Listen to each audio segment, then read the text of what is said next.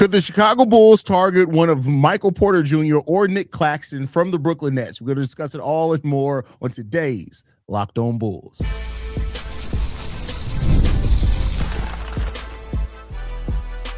You are Locked On Bulls, your daily Chicago Bulls podcast. Part of the Locked On Podcast Network, your team every day. Thank you for tuning in to Locked On Bulls, member of the Locked On Podcast Network, the number one sports podcast network in the entire world. I'm Haize, host and creator of Chicago Bulls Central and Chicago Bears Central YouTube pages and podcasts. And that is Pat the Designer's Chair. He is the host and creator of the Windy City Breeze, host of the Chicago Bears podcast over at ESPN 1000. Pat will be with us when Pat can be with us. I just felt that would be a fun little gimmick. We'll see where Pat is in a second. But today's episode is brought to you guys by Game Time. Download the Game Time app, create an account, and use code LOCKEDONNBA for $20 off your first purchase. And with that said, let's go ahead and jump into it for today. I want to talk about, we are going through each and every team in the NBA, and we're going to look at teams that have what players from those teams that we could be interested in, right? And so the Brooklyn Nets are a team that honestly are probably winning more than what even they expected. There was a report that came out from Jake Fisher the other day that the Brooklyn Nets are, Michael Porter Jr. is basically ruining their plans for a tank with the performances that he's been putting up lately. He's been putting up some great numbers. Michael Porter Jr. is I think he's top 10 in the league in scoring. And we knew coming into the season that the Nets also could be shopping players like Nic Claxton. Can't move Cam Thomas because he did sign, the qualifying offer. But the Brooklyn Nets are a team that's reportedly open for business. And Nic Claxton has been a name that has been mentioned a lot around the Chicago Bulls. And for what it's worth, Claxton is having a career year. He's had 2 triple-doubles on this season already, has Nic Claxton. He's a player that previously has been looked at kind of limited as far as offensively. And I'm not saying that he's the most well-rounded offensive center in the league. He's still not. He's still a pretty limited offensive center that is going to be very predicated on the performance of the guards to get him the ball, things like that. But he is a center that does look like he can thrive in an up-tempo type offense. Michael Porter Jr. is a scorer, a pure scorer. There's some pretty big injury concerns when it comes down to Michael Porter Jr., though, that have always been a thing there and a negative on him. But, of course, most Bulls fans are going to look at Nic Claxton first and say, yeah, bring him in here. He's averaging almost 14 points per game, 13.6 points per game on 55% shooting from the field, 7.7 rebounds, 4.5 assists. Pat, I literally got your text message after I already pressed the live. My bad, bro. You're good.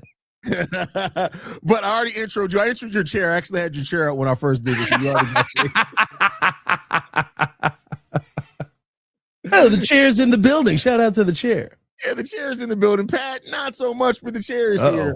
So we're talking about is my internet tweaking or is Haize internet tweaking? It looks fine on my side. Might be mine. I think it's yours this time, Pat. I was like, I'm getting a gig and a half up and a gig and a half down. I should be fine. That was definitely good.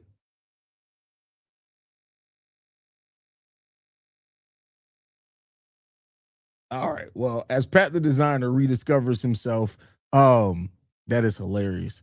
We will continue talking about Nic Claxton. Career year for him so far. Like I said, 13.5 points per game basically is what he's averaging. 55% shooting from the field. He's shooting the free throw 69%, which is more than 10% higher than anything he's done at any other point in his career. Nic Claxton is having a career year. Now, problem with it is that he's not he's not averaging the crazy number of rebounds, right? Defensive rebounding, he's great. 4.9 of his rebounds are defensively. Offensively, 2.8. He, both those areas would lead the Chicago Bulls in some areas. He's also averaging 1.5 blocks per game, almost a steal per game. Nic Claxton is a type of center that definitely can fits the mold of what the Bulls need, right? Not great offensively, but with him being a rim runner and he's fine in a transition-based offense, the guards can get him the ball. He's somebody that does move pretty consistently. He's a really good offensive rebounder as well. All those things are really good. You good now, Pat? I think so. All right, cool. So, Pat, we're talking about the Brooklyn Nets. Michael Porter Jr. and Nic Claxton are probably two of the bigger names that they could be looking to move. Are those two names that interest you as far as trying to go after on the Nets, or is there somebody else in the Nets you'd be interested in? You know I want Danny Wolf. No, I do want Danny Wolf, but I'll be honest with you. The Nets feel like a full team of players who none of them make a winning impact unless they are the third option. Like, I don't know if Cam Thomas goes to the team and you're like, yo, he's the first option or he's the second option. I think Nic Claxton, solid defender, maybe somebody who could help. I don't know if he helps the Bulls in the position that they're at right now. Just because I think you need a little bit more than what Nic Claxton can provide on a consistent basis. A little bit more in what areas, Pat? I've lost all faith in any of these mugs really taking that next step in becoming players that impact winning. I think that you got a lot of nice players, you got a lot of good players.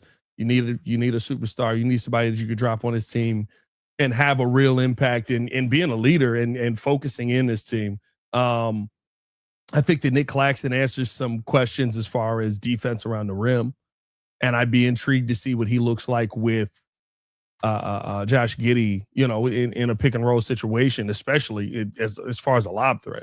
But I just feel like you got a lot of players who, and on Brooklyn and on the Bulls, I mean, it's kind of mirrored teams, if we're being honest.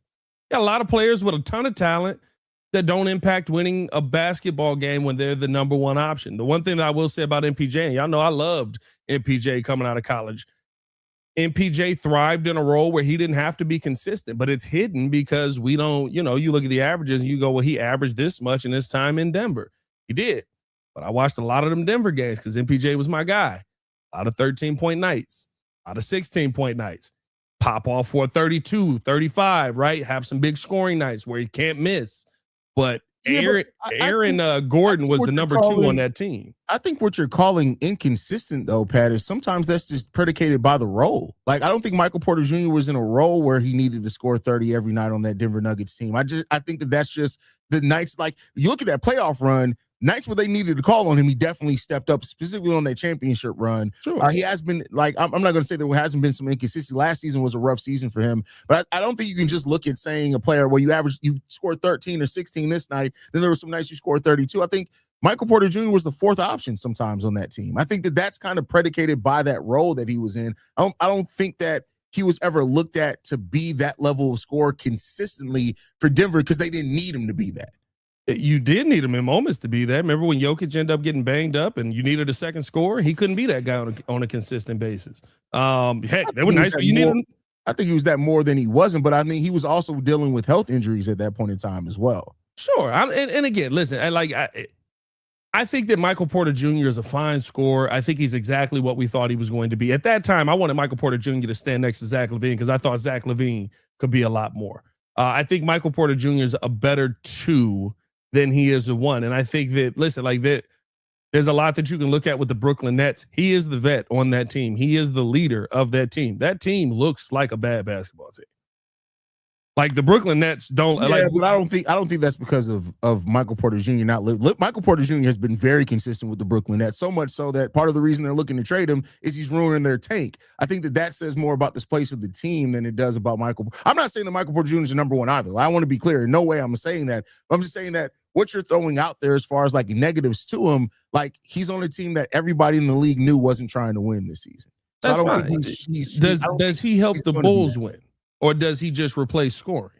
Because you're trading scoring, you're trading young. More than likely, there's a Kobe White call in this situation with a sign and trade. He's not the one that I would target. It's Nic Claxton because I think Nick does bring things that we do need on this team. Like I think he just does. Like you look at shot blocking, doing that. He's one of the best defensive rebounding centers, even though he doesn't average double-digit rebounds. He defensively rebounds excellently, and he's turned into a really good switching big so far as well this season, kind of more so. And it's really difficult to always gauge like on a team like the Nets because A, we know that they're trying to lose, B, they're just not that good. Yeah. So it's like, I don't know. I would be willing to take his contract's not crazy. I'd be willing to take a shot at him. And if he doesn't end up working out, you still can kind of search for your center of the future. But I do think the mold of center he is does fit in with kind of what this Bulls team does. The one thing that I would say is like, and I know we gotta, we've had this conversation a ton here.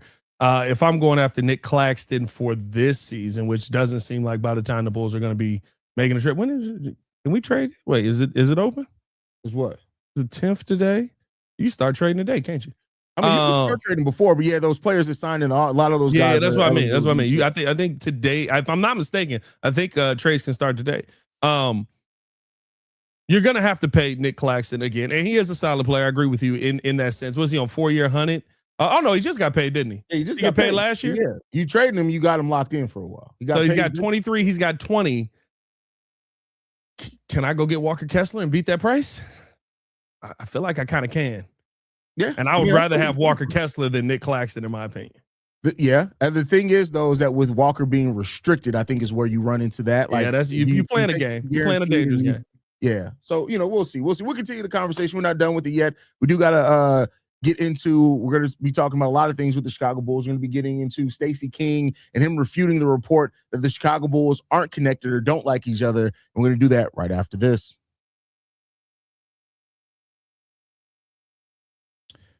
There's no reason to let big wireless drain your wallet, especially during the holidays. Right now, Mint Mobile is running their best deal of the year.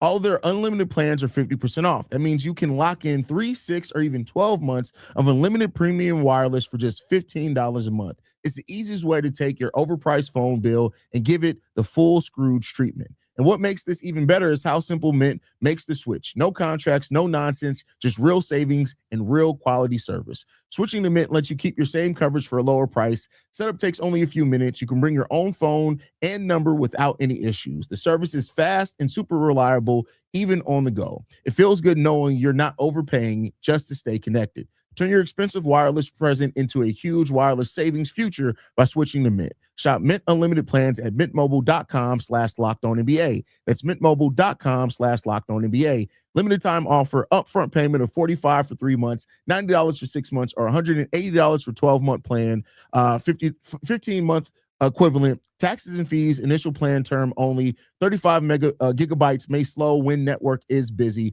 Capable device required. Availability, speed, and coverage varies. See mintmobile.com. More Locked On Bulls coming up next.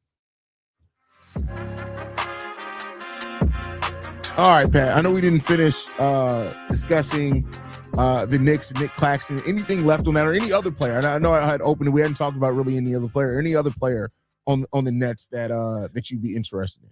No, just because of kind of where the Bulls have gone to. Listen, if you were in a position that we thought that we were going to be in this season, where you were going to at least be a competitive team, I think there's a lot of players that are intriguing, including Michael Porter Jr. Yeah. I mean, if you can go out and get somebody cheap like a Danny Wolf, I wouldn't be mad at that. And they also kind of just don't use him except in the game against us. But outside of that, like I don't think you're far enough along to just say we just need supplementary pieces. I got a bunch of supplementary pieces.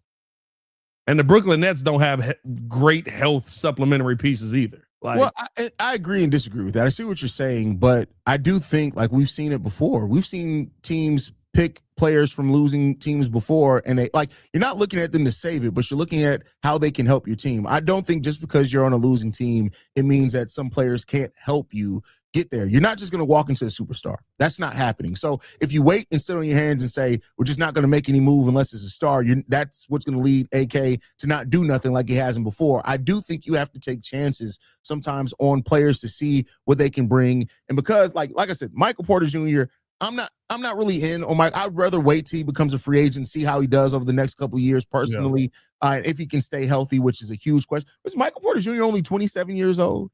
Yeah, but that back 45. Yeah, the back's old. But you need that Lonzo back.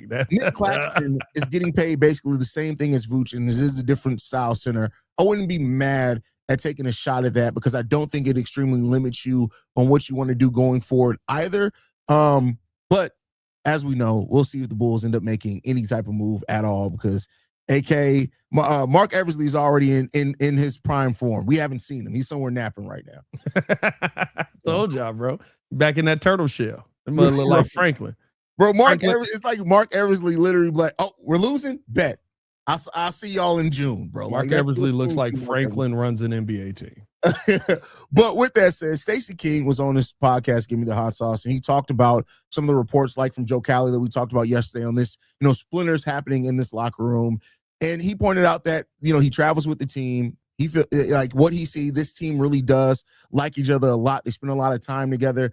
And I think it made me think of it that there's two different things happening. You can like somebody. I don't think anybody's ever said like there's beef, like they're in there throwing hands or something. I do think they ultimately like each other, but I don't know if they're connected on the basketball court enough to get any type of benefit from chemistry. But hearing Stacey King refute what we talked about yesterday from Joe Cowley, how you feeling, Pat? Well, listen, the one thing that I do know, and y'all know I love Stacey, had Stacey on the pod. Stacey always has been a supporter of the Breeze, so I really rock with Stacey heavy. Stacey hates Joe Cowley. Stacey hated Joe Cowley forever. Stacey hate Joe Cowley. And so, Stacey would refute a report that the Bulls are in Chicago from Joe Cowley. Like, I think that they're technically not in Chicago, they're on the west side. You know what I mean? Like, I think that there is Stacey is going to lean more Bulls than not, no matter what. He's played for the team. He commentates for the team. I think the minor league team that he coached was a Chicago Bulls minor league team at the time.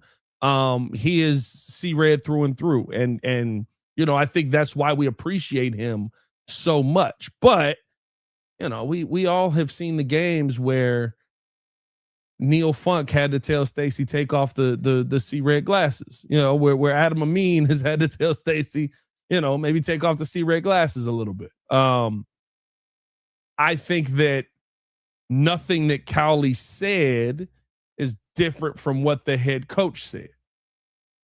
That's a great point. The head coach is in that locker room a lot more than Stacey King and is with those players a lot more than Stacey King. Again, not diminishing Stacey's point of view. I think what he said, and I listened to the podcast, is factual. They like each other. They rock with each other. They are probably boys. Like we've seen it. They hang out together. They go out to eat. I think they're connected in that way. They're friends. Yeah. That don't mean that I got your back on a defensive switch. That don't mean that I'm going to slide into the post when you pop out to the wing. And that's just what we're seeing on the basketball court. Like, I think when it comes down to it, I shouldn't say we all, me and you have played basketball. The biggest fights we've been in are with our best friend. Mm-hmm. The biggest debates that we've been in is you need to play up and you need to do this. No, you missed your assignment. You did this. And that's, to me, I would say that is probably what's happening there, where they're sniping at each other about who's doing their job the right way or not. It's not helping you win. We've also seen that on the flip side on a good team, where the Boston Celtics did it on a championship run, where the Miami Heat did it on a run to the finals. Heck, UD and Jimmy reportedly had to shoot the ones on that one because Jimmy thought he was going to square up with Spo. Yeah. It's just not working towards winning here. Yeah. And I mean, and that's the thing, like sometimes you need though. And I would almost say this, maybe this team does need that blow up. Maybe it does need that. Because to your point, like, you sometimes the people you go hardest at is your boys, right? And that's because you expect more for them, or they expect more from, or you just saying, hey, I need you to do more. Yeah. I need you to do more, whatever it is. Like maybe this team is full of so many nice guys. They don't have somebody, and I'm sure I'll get a message from Nick. Sometimes you need somebody who's going to be the asshole in the room. I feel like that's okay. I think it'll be okay too. Yeah, you'll be Sometimes fine. You need somebody who's going to be that. And you don't have one. One you thing, don't have one. That me and you, neither me or you are ever afraid to be that person in the room amongst the people that we work with, right? Sometimes you need that, and I don't think they have that guy on this team at all. And that is the guy. Listen, Joakim Noah was willing to fight Ben Wallace. And guess what? Ben Wallace was bad then. Yeah. So it made sense. You know what I mean? Like that's the thing for me where it's like sometimes when we see these reports and stuff like that, like listen, Joe Cowley wasn't hooping. I don't think Joe Cowley's ever played a sport in his life. Maybe a little baseball. I'm Cowley sure he probably like, gets up some shots in the rec, but I don't think. Yeah, you know what I mean? But like, as far as organized sports go, you know what I mean? Like it wasn't really you know what I mean? So I kind of feel like maybe it is blown up to a certain point that it didn't need to be as it was reported. But also Billy Donovan said right before the report came out, they don't love each other enough to help each other. Exactly. So, hey man, I think that the report is probably more true than not. And while I love Stacey, you know, sometimes Stacey sees the best in the situation, and there is no best when you are have won 3 of your last 15 or 13 games, whatever it is. No, 20, bro. We're 3-17. Yeah, 3-17. 3 of your last 20 games, bro. It's ugly, bro. Literal doo-doo water. Hey, man, we got to get into this final topic, talking about the Bulls and their return to, I guess, practice, if that's what we want to call it. Practice supposed to make you better. Practice. These mugs ain't getting better. Practice supposed to make me better. I'm going to get better with these mugs.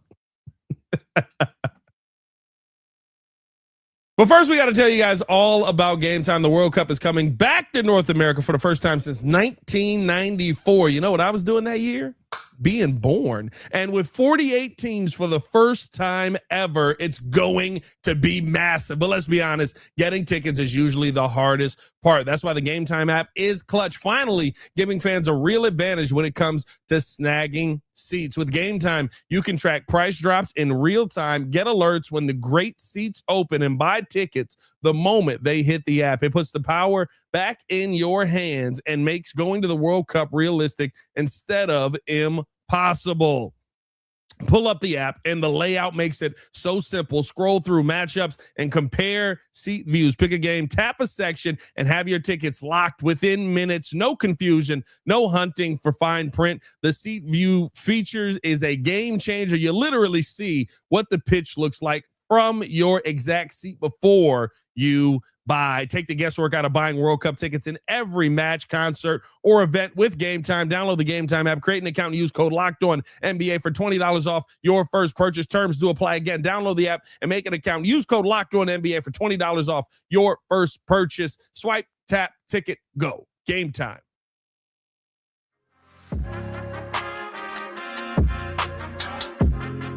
Lost my mouse, lost the cursor. I couldn't get it done every time. It's all good. I'm done. All right, Pat. So before we get a rough out of week for transitions. before we get up out of here today, Trey Jones, Isaac Okoro, Jalen Smith all returned to practice yesterday. Non-contact though, but they did return to practice. Nothing on Kevin Huerter, which they did announce Kevin Huerter would only be out a week. By the time we take the court back, it'll be a week. So maybe they just haven't announced it because he's in line. And I would assume we'll also miss practice to go to see a doctor about a sprained thumb. Doesn't seem like anything too serious there. How do you feel about these updates and Bulls players returning to practice? Listen, good to see guys get back. I think it changes the rotations up a little bit and allows you to be a little bit more flexible. Hopefully, soon we'll have guys back that are willing to go out there and give 110%. Maybe the biggest problem through this entire run of 3-17 is that the Bulls were just banged up and needed to get healthy. I doubt it, but we'll see.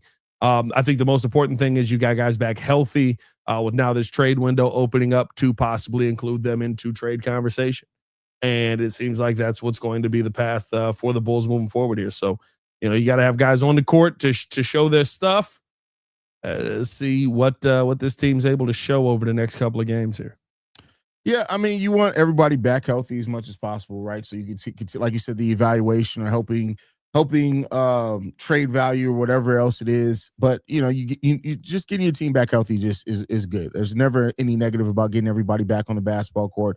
This Bulls team needs to continue. And Trey, Jalen, and Isaac Okoro are all key players. Like Trey and Okoro were in the starting lineup to start the season. Jalen Smith, we were a period of time like we were all like he should be closing games. So like getting these guys back should theoretically help. But I keep going back to this thing, Pat, until I see better effort. This team would kill the spirit of like people in the comments are going off about Anthony Edwards. Like Anthony Edwards would come to this team, but hey man, get me immediately up out of here, bro. Y'all suck. Listen, Anthony Edwards would come to this team and just start punching people. Which maybe we need that. And listen, it is what we need. You know what I mean? There is nobody who walks in the room and says, it's my show. I think that's the biggest. Well, even more than my show, it's like you don't have anybody who comes in here and sets a standard. Like people were talking about. But that's what I mean. Like it is the standard. It's my show. You get in line with what I'm doing. Well, I don't even mean that. I just mean that, hey, you don't have anybody that's even going to say, this is not what we like. Say what you will about Joakim Noah. Like, I guess that he had that out, but Derrick Rose is the leader, that he was the best player on the team. He's the best player on the team. You weren't going to come into Joakim Noah's locker room or on the team and give effort, and Joe wasn't going to be sitting at the sideline looking at you like, what was that, bro? Yeah. Like, we saw it. We saw part of the time where Amir Sheik was playing really well. If you go back and look that first season, like, it's like Joakim Noah, even though he was younger, Noah was only in like his second or third year at that point in time.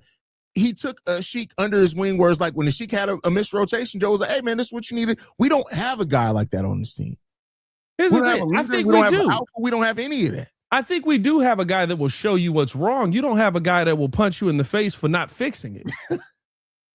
Like Josh Giddey goes up. You're saying we need Draymond Green on this team right now. I'll be honest with you. I bet they play harder. I'm not saying go get Draymond, but I bet you that frustrated Dre would be with Patrick Williams. Oh, he punched him in the face.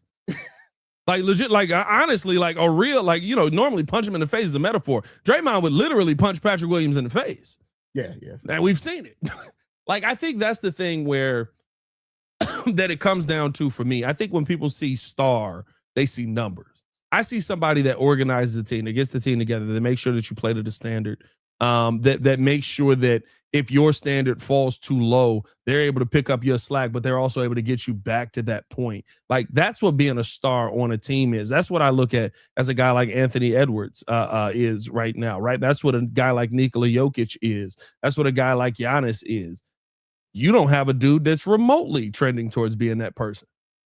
You don't have a dude that's remotely trending towards setting a standard for this team and saying, if you fall below it, we got a problem. Like, there's nobody, everybody, and I think that's the thing where it's like the Stacey King refuting the report about these guys liking each other. I almost hate that, because I can clearly see they all like each other, because nobody wants to be the one to step up and be like, hey, we're messing up. And we need to, and I'll bet you the splintered voices in there are probably the guys that are like, hey, we're messing up. And everybody else like, whoa, we don't want that animosity in this locker room. We don't want to have those kind of problems. Here's the animosity. Shut up before I punch you. Like, bro, you know what I mean? Like, so to me, like, that's what I mean when I say you got to go out and find a guy like that. I think those guys are around the league.